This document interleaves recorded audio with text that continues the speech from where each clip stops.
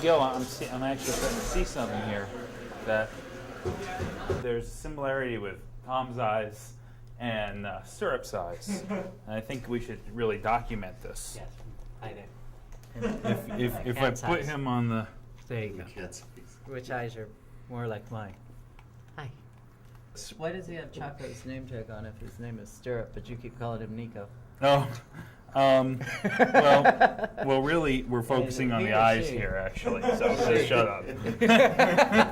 Okay, here.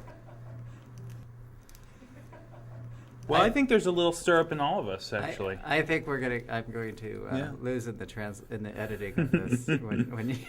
There's quite a similarity You see between the length and nail and everything. Yeah, just everything. See, there's a little stirrup in Felix too. Absolutely. Yeah. So if you look, your forehead and the back of Stirrup's head share Oh, look at that. genetics. Oh, look for at sure. that. See that? Look at that shape.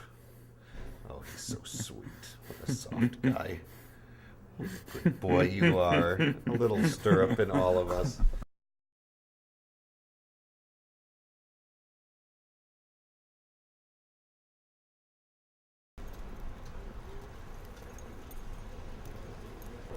I'm Francis, and this is Stirrup. We're gonna go into Pete's here. Good boy. I have a small toy shy. See, this is good training because he has to get used to closed spaces and being stuck in a tiny space and not panicking. A lot of crowds, especially because he's so small. He was a little nervous when he first started coming in here. The coolness you see is innate. Innately cool.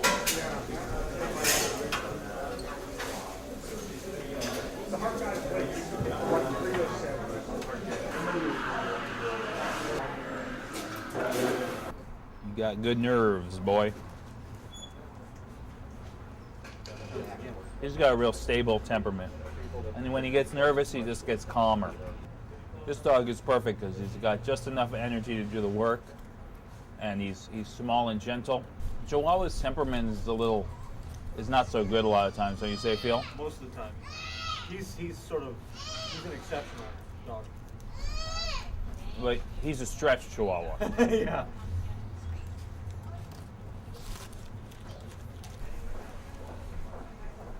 He's a good boy. In a former life, he was a Wild West sheriff. Yeah, and before that, he was a samurai. So he's used to all kinds of stress. This is where the magic happens. With hearing dog work, we pick dogs that like to orient towards sounds, but that doesn't have a behavioral repertoire that comes along with it. But it doesn't mean they're going to do the hearing dog sequence, which is running to the sound, running back to the owner, and leading the owner back to the sound. So the food can be randomized, but it can never be completely phased out, because then the dog would start working for free, and when the dog starts working for free, they start slowing down until the point where they're ineffective anymore. So what I'll do is ring this, and he looks for his treat down there. He comes back to me. And he comes back to me again, goes back. And now I'll adjust the sound, so we kind of teach him on many different sounds at once, because you never know what a phone's going to sound like nowadays.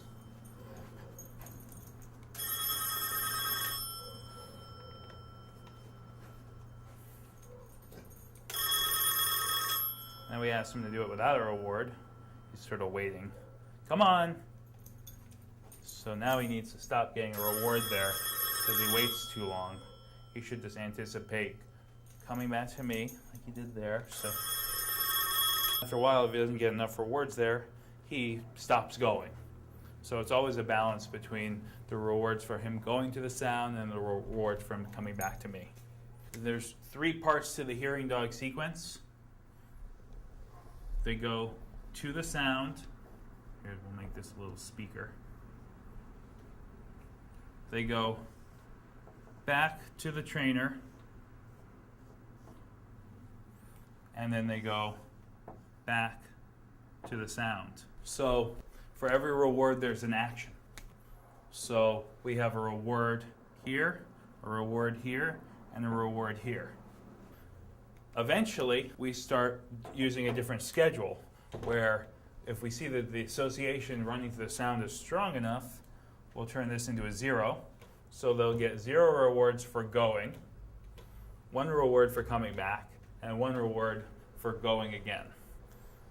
Once we see that the coming back is on track, we'll turn that into a 0, and we'll have 0 rewards for going, 0 rewards for coming back, and 1 reward for doing the whole sequence.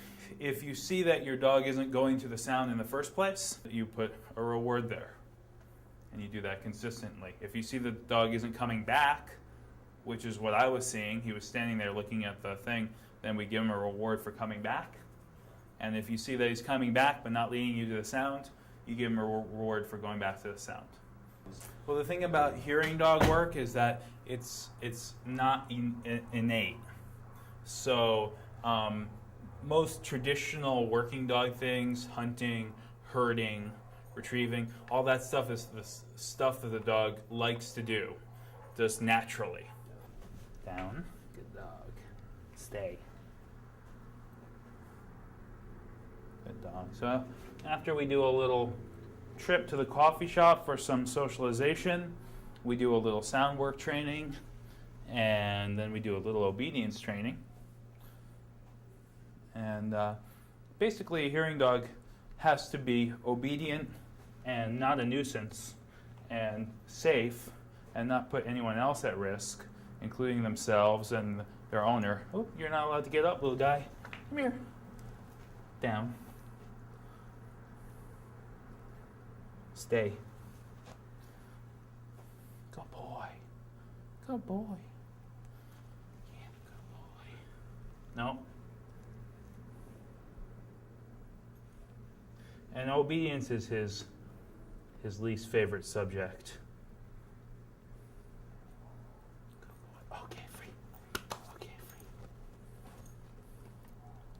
Socialization is his favorite subject, for sure.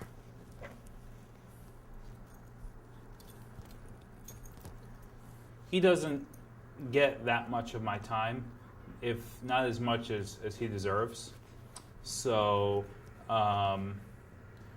he gets trained for a while every day, and then he gets put back into a kennel situation.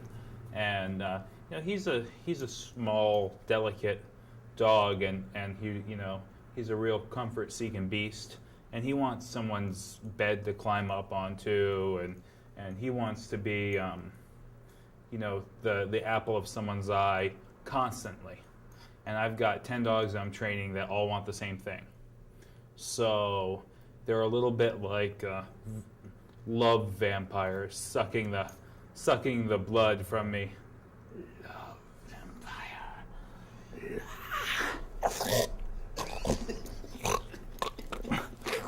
This is their play area. And these are his playmates here. That's Bugsy. She's an awesome dog. She's a Boston Pug, so she's a bug. This is Hammer. You see, Stirrup, Hammer, and Clea are all named after bones in the ear. So Clea is cochlea, she's Hammer, and he's Stirrup, and those are all bones in the ear. He's been dividing his time between summer camp and animal-assisted therapy and hearing dog work. He goes to hospitals and old age homes and cheers people up. If you want, we could walk them down to humane education and animal-assisted therapy and see if they're in their offices. No, they're not there. Oh, well, let's go see if animal-assisted therapy's around. Hey. Hey, Stirrup's here to visit. Hey, Stirrup, how you doing? That thing. Oh, there's humane education. Good. Come here, Spence. Come We're on. making a I'm movie sorry. on Stirrup. Oh, I love Stirrup. Look at that face. He's a very special man, this one. Yes, he is. He's a huge dog. Yes, he is. Watch out, everybody else. Stirrup was sort of the light of camp. he kind of took on the kids' energy. So when the kids were extremely excited, he was just like, this must be the best place in the world for a dog to be right now. And I think the kids really felt that too, because he made them feel super special. It's amazing how a dog his size can give kids a lot of confidence. And it becomes this amazing experience that they're having. And it's just a little dog that most people would go, oh, it's a small dog. But he's got the biggest heart. And he knows who his friend is over there. But he also, the way he gives his trainer this attention, he would give that to the kids, and they would become the center of his world. And he's just so special. You'd sit down and have a nice quiet moment with him, and they just look right into the kids' eyes, and they just feel really special, like he was their one dog. You know, like he was there just for them. A lot of our kids don't have pets at home, so it's really nice that these guys, especially Stirrup, can give them that little fantasy for the time that they're here. We sort of have this premise that everyone has a little stirrup in them. Yes. You know, so do you have a some resemblance to Stirrup somehow? I think you get sort of an attitude, because he all of a sudden, no, I'm more of a person than I thought I was. I'm not just a chihuahua. I'm Stirrup. So I stand up a little straighter. Right. I walk a little bit more cowgirlish now. Okay. I'm a big guy. Yeah. My name is Chris Bergman, and I run the Animal Assisted Therapy program. And some of the animals we use are busy learning to be hearing dogs. We take them to hospitals, convalescent hospitals, and pediatric, geriatric, psychiatric, HIV, anything you can imagine. And this guy, Stirrup, while he's busy with the campers, like Sarah described, and learning how to be a hearing dog, has been an ace therapist. He gives everybody this totally non-judgmental love and appreciation. He's interested in everybody. He didn't pass anybody by. He's the perfect size for cuddling on the bed or on a wheelchair. And he just made people's days over and over again. I'm really sad to see him go, but I'm happy that he's going to help somebody on a permanent basis. As you can see, he's just all love and interest. He validates everybody. He loves everybody. And even folks that were real depressed and stuff in psychiatric would smile. And folks that haven't spoken old folks that haven't spoken for a long time would speak to him. So he's one of those, like many dogs, magically connects with people and is very therapeutic and healing in a lot of ways. Come on, Stir, let's get on up here.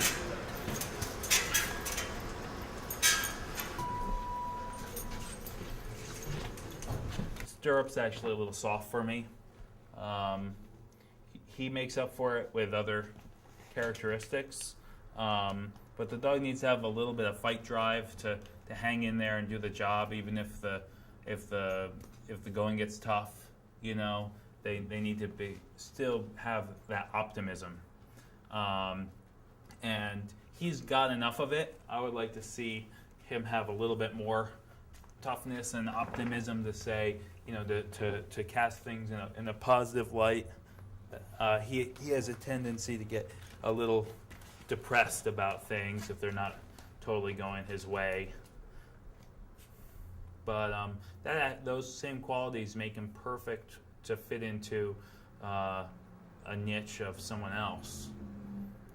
For instance, his owner, Shirley Barron, I believe is her name, and she's retired. She's, according to Felix, who did the interview with her, you know, a very intelligent person who's quite active.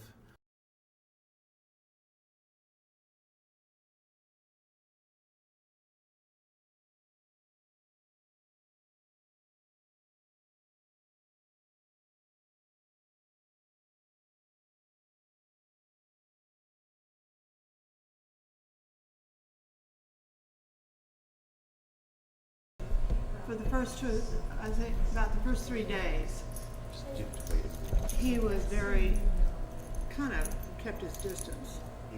but he was very happy if we scratched his neck, you know, and fed him and so on. But the minute Francis walked into view, oh, there he is, and he'd go right back to Francis. And I thought, well, we're never going to get anywhere as long as he has Francis to go to. And but it's okay now. Sorry. It's okay. He's getting used to it. Yeah. He's gradually replacing Francis with me.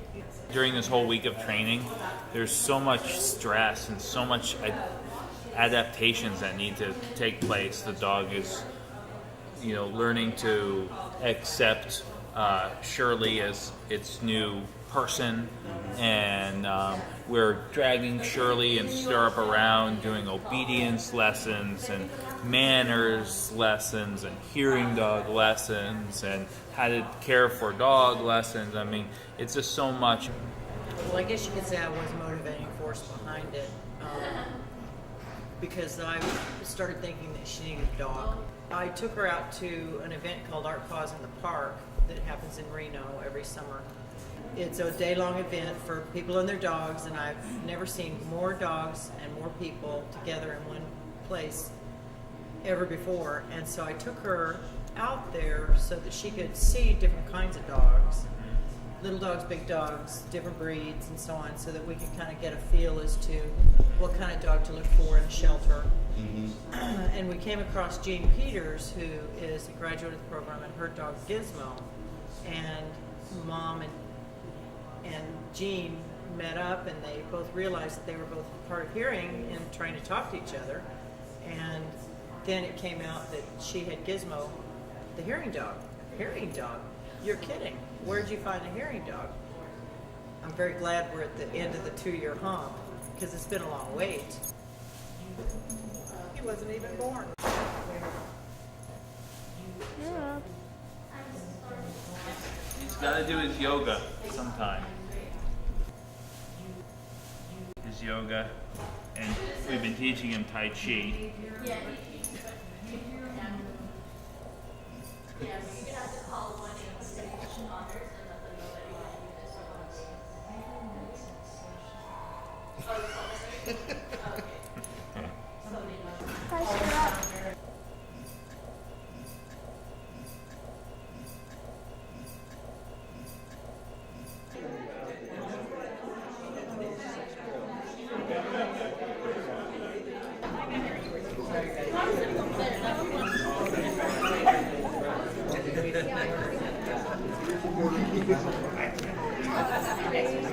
Well, I grew up with dogs, and I can't imagine, a child not having a cat in the house is one thing, and but a dog that they can run with you and play with you, and they're another person in your life.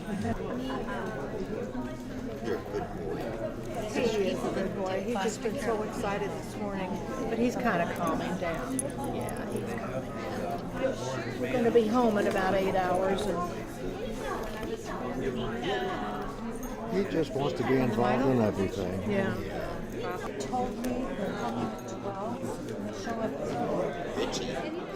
I think every kid needs to grow up with a dog. I'm feeling good. I'm glad the dogs are going home safe, and everyone's happy and healthy and well trained, and now they can go home and lead a happy and useful existence. It's the funniest thing. These dogs all think he is the center of the universe.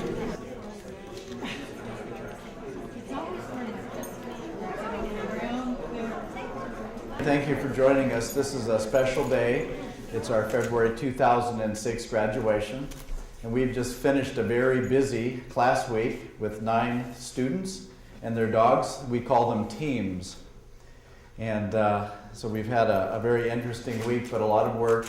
See how many previous graduates and probably their dogs we have here with us today. So if you're a previous graduate of this program, would you please stand up? Wonderful. Wonderful. Okay, welcome to you as well. Welcome. There's Michael as well. Great, thank you coming. Thank you very much. The San Francisco SPCA, as you may or may not know, started in 1868. So this is quite an institution. Now, the hearing dog program that we're also pleased to be a part of started in 1978. Our dogs come primarily from shelters because part of our mission here is to find homes for homeless animals. The next part of our program then is to present our diplomas. So for that, I'll turn it back over to Martha. Shirley Barron lives in Reno with her husband Hal. Hal and daughter Lisa both attended class and helped us out a lot. Shirley's dog is Stirrup, Chihuahua, or Choxie, from the Fresno shelter. Anyhow, we think he's a gorgeous mix of Chihuahua and miniature dachshund. You may have your own opinion. Stirrup is always thinking, and he recently figured how to tell Shirley he wants to go for a walk. He went to the door and put his leash in his mouth where it was hanging and looked at Shirley, and she understood. Come on up.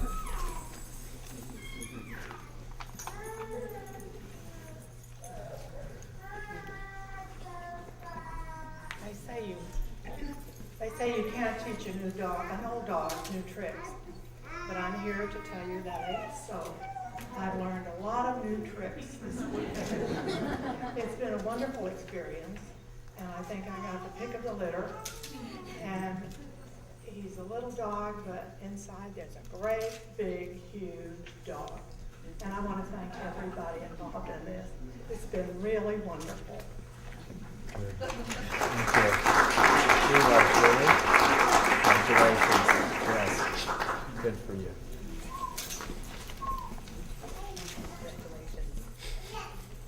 Why would anybody not want this little dog, or at least take him to a shelter or something? Yeah. Because he's a great little guy.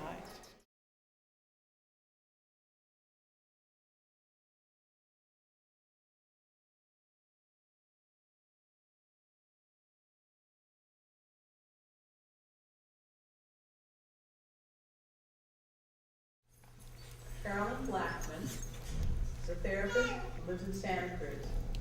She has a gigantic yard and a lot of squirrels for a terrier to chase. There's also deer and other animals that might chase a terrier. Nico is a gorgeous Yorkie mix. That I realized how special these dogs are. For every 300 dogs, only one is chosen.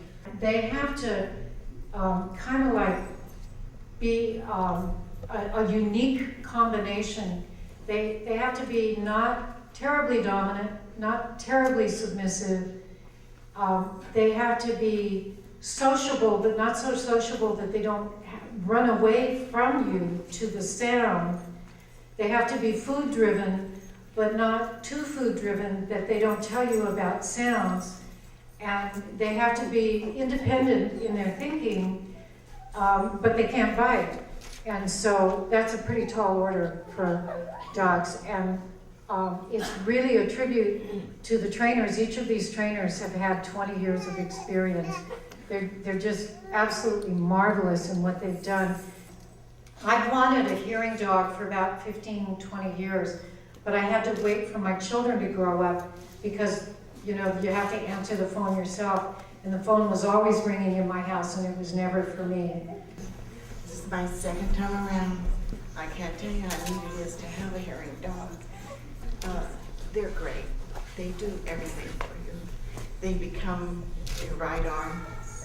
And this one will go to work, like my last one did. And she goes to work every day. She goes everywhere with me. Thank you all. Buckley was a stray dog that was left for dead on a Fresno lawn for 2 days.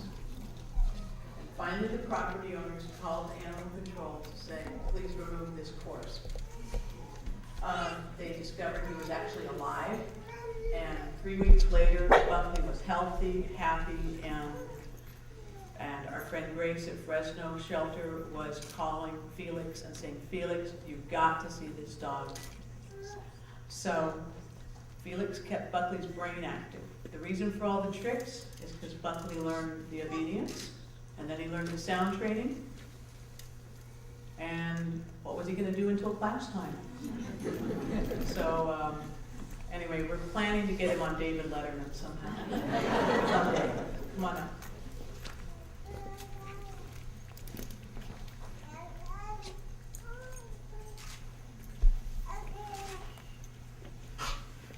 Hi everyone. I can tell you how happy I am to have Bucky. The whole training has been a wonderful experience, and I'm know that we're going to have a lot of fun together in the future. And I want to express my appreciation and my thanks to the staff and the volunteers of this program. And especially I want to thank Philip, who's been training the dog. Philip, thank you. Thank you.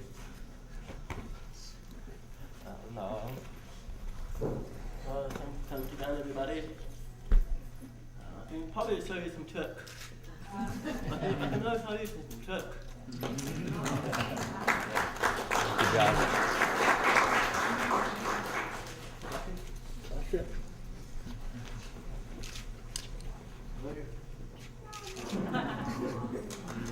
High five, Lucky. High five. I'm going to show you how we get a plate yet. Lucky. Lucky. Sit. Down. Down. I was just thinking in the shower this morning about a story that I used to tell my daughter, and it has to do with starfish that get washed up on the shore. So this man is busily throwing all these starfish back in the water, and another man comes up to him and says, what are you doing that for? There's thousands of them here, and you know, this isn't going to do any good. It's not going to mean anything. And he holds up the starfish he's tossing into the ocean, and he says, it means something to this one. Thank you.